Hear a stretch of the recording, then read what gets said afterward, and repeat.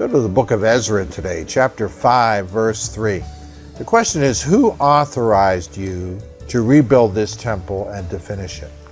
Now, the builders of the temple had their opponents, and that's who was asking the question today. And those who build the church of Jesus Christ have their opponents too.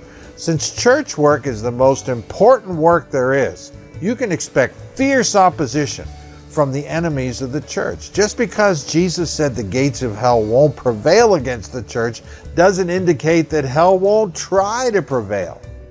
Now, are you discouraged with your local church? That's part of the warfare.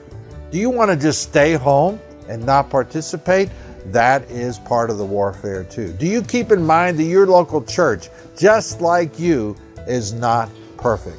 Now, when we read Revelation 12, we should read it as symbolic of the ongoing antagonism between God and his enemies. Let's look there. It says the woman fled from the presence of the dragon, and the war broke out in heaven, and Michael and his angels fought against the dragon, and the dragon and his angels fought back, but he was not strong enough, and they lost their place in heaven, and it goes on and on.